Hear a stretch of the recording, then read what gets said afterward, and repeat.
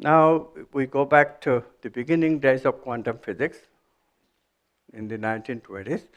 Heisenberg, one of the co-discoverers, already said that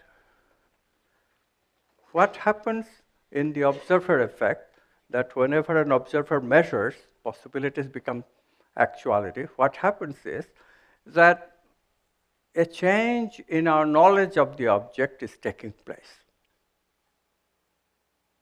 First, we know only possibilities and their probabilities.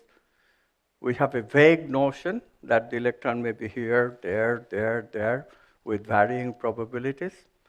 Alexei, can you show me that bell curve? The one that shows a bell curve. Oh, he will bring that up soon. So, there it is. After the observation, we know exactly where the electron is. Before, we know only the probability and possibility. After, we know more detail. Change in our knowledge. What does that tell you? The word knowledge, of course, has to do with to know. And the word consciousness, con, means come to, which means with.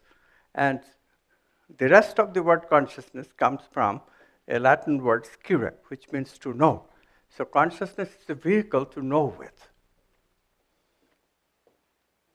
So if the whole idea of quantum measurement, observation, is to produce a change in knowledge, the agency of it must be consciousness, because that's the vehicle with which we know. The picture on your left is showing the single slit.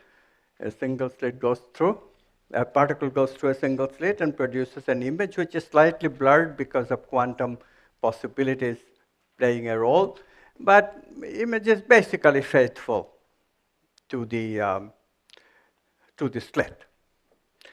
Nothing much extension of possibilities. Yes, the image, the electron can fall a little bit outside of what you expect, but not very much. But if an electron goes through a double slit, then tremendous change takes place.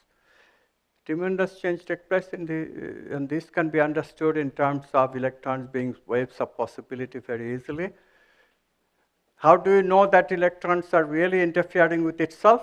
We know that by doing a very slow electron going through double slit one at a time. Even when we pass the electrons one at a time, even then we find that the double slit structure is continued. So this is the proof that there really is a domain of possibility. There really is where the electron is a wave of possibility, where it really splits up on a double slit and then creates this interference. This leaves no doubt about what you're constructing quantum reality as is the correct one.